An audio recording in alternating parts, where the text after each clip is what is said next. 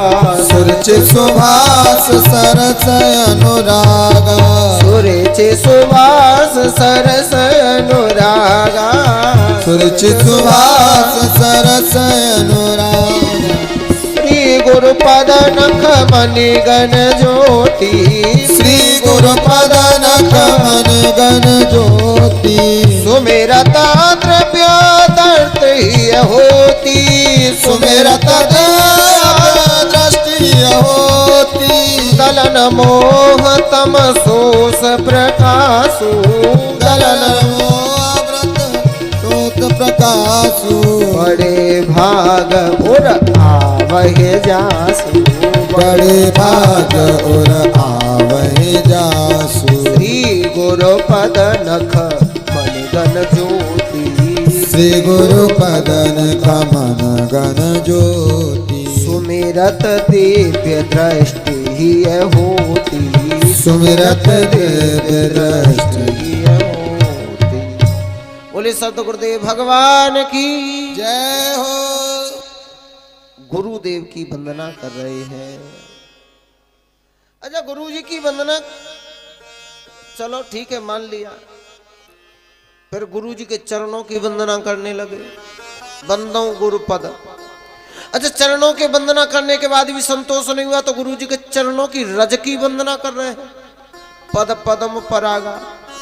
अच्छा, इतने पे भी संतोष नहीं हुआ तो गुरु जी के चरणों का जो नख है ना, उसकी वंदना करने लगे।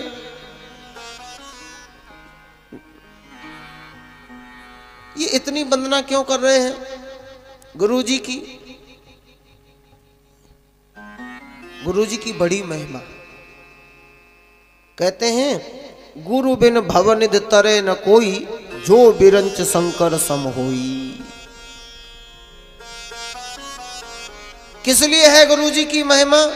इसलिए है, कहु सो कहां जहां प्रभु नाई।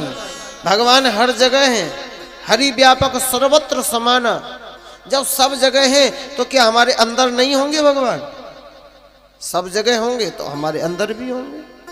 घट घट साईं रम रहा, सुनी सेज न कोई।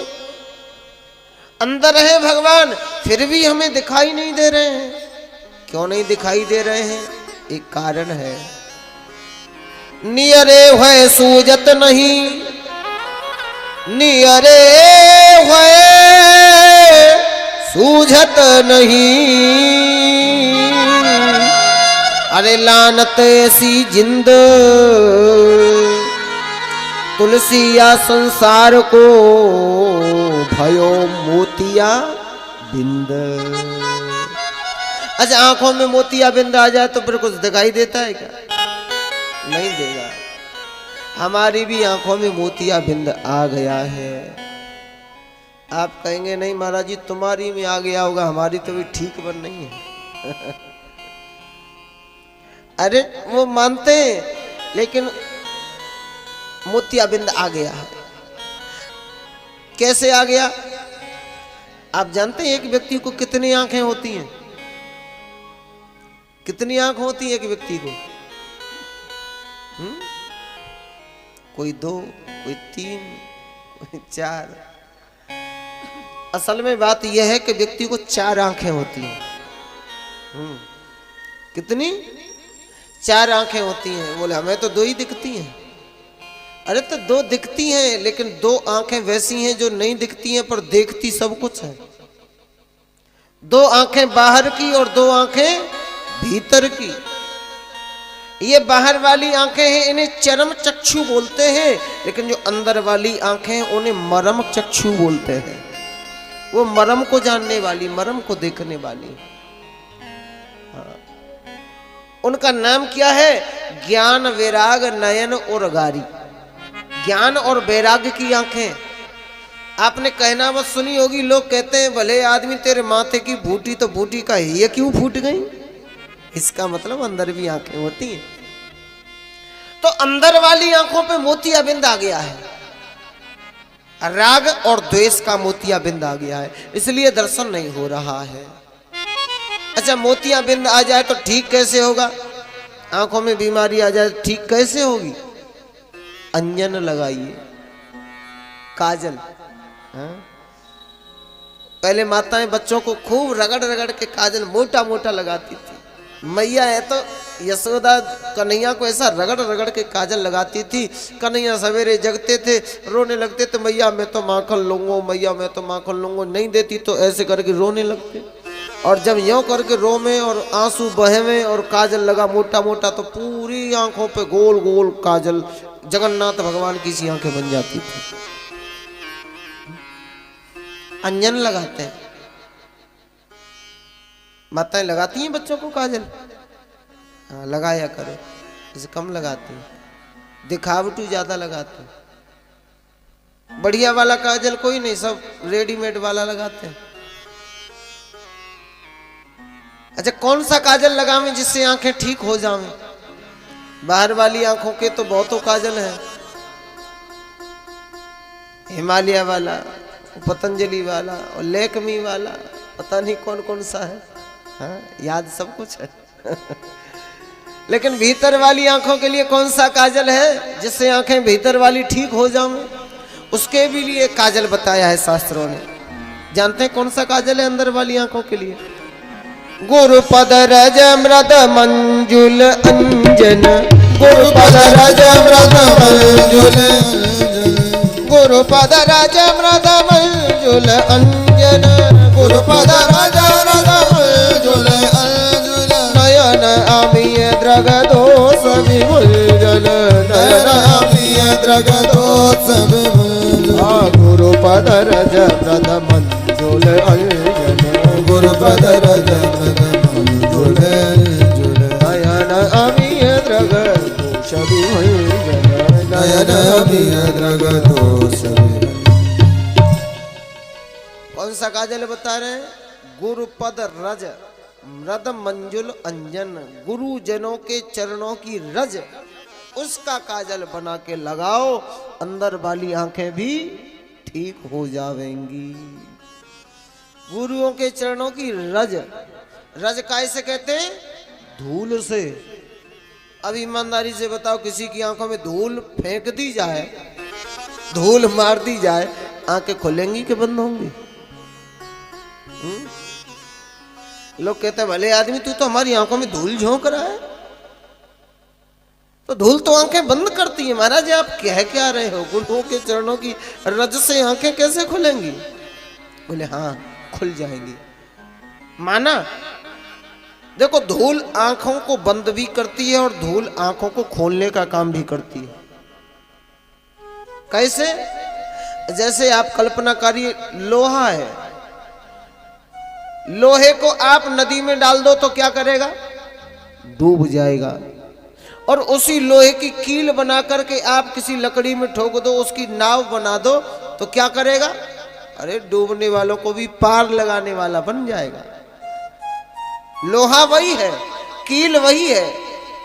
जो लोहा नदी में डालने पर डूब जाता है, वही लोहा लकड़ी का संग करके डूबने वालों को भी पार उतारने वाला बन जाता है। महिमा लोहे की नहीं है, महिमा उस लकड़ी की है जिसके साथ में वह लोहा जुड़ गया है।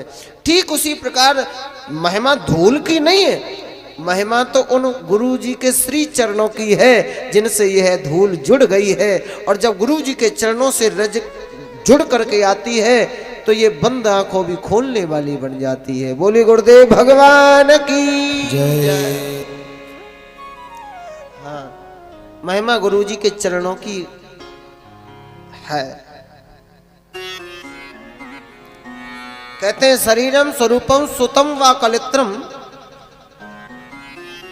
धनम मेरु तुल्यम यशस्चार चित्तम, लेकिन गुरु पद्म लग्ने न मनस्य न लग्नम तो ततः किम ततः किम ततः किम ततः किम। धन खूब कमा लिया, यश खूब कमा लिया, शोहरत खूब कमा ली, लेकिन श्री गुरुदेव के चरणों में, भगवान के चरणों में अगर मन को नहीं लगाया तो फिर क्या कमाया, क्या कमाया, क्या किया, क्या किया। गुरुजनों के चरणों की रज की महिमा देखो। हम गुरु जी के द्वार को क्या बोलते हैं? गुरुद्वारा। जाते हैं ना हम गुरुद्वारा, गुरुद्वार की तरह है हम, बोले हम दीवार की तरह है। गुरु लोग द्वार की तरह, हम लोग दीवार की तरह। अच्छा, द्वार में और दीवार में अंतर क्या होता है शिव कुमार जी? आप खूब द्वार बनाते हो, लेकिन द्वार में और दीवार में अंतर क्या है? देखो,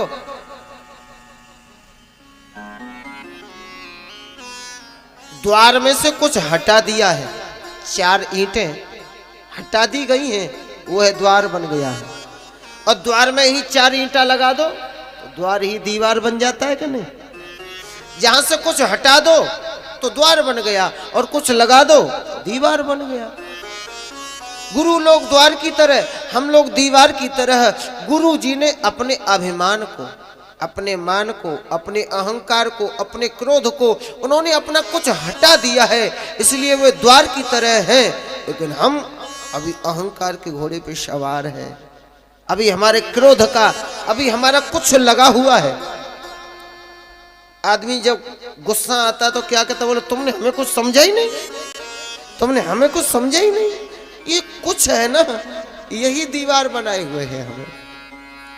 गुरुजी ने अपना कुछ हटा दिया है और हमने अपना कुछ अभी हटाया नहीं है, इसलिए हम दीवार की तरह हैं, गुरुजी द्वार की तरह हैं। अच्छा, प्रकाश कमरे में आता है तो दीवार में से वो आता है कि द्वार में से आता है? प्रकाश अंदर जब आएगा तब द्वार में होके आएगा, दीवार में होके नहीं आएगा। अच्छा, प्रकाश तो ऊपर वाले का बराबर है, सबके लिए है, लेकिन अंदर क्यों नहीं आ रहा है?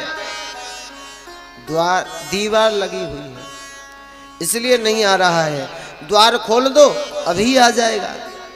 उसी प्रकार ऊपर वाले का आनंद सबके लिए बराबर निर्झर झरने की तरह बह रहा है, लेकिन हम अंदर से परेशान क्यों हैं? हमारे अंदर आनंद क्यों नहीं प्रवेश कर रहा है? क्योंकि अभी हमने कुछ हटाया नहीं है। अभी अभिमान, अभी क्रोध, अभी ईर्ष्या, अभी लालच, ये सब हमारा दीवार की तरह अड़ा हुआ है। तो आनंद का प्रकाश अंदर कब आएगा? जब आएगा तब गुरु रूपी द्वार के माध्यम से होकर ही आएगा, आनंद तभी आएगा। इसलिए गुरुदेव की वंदना है। बोले गुरुदेव भगवान की।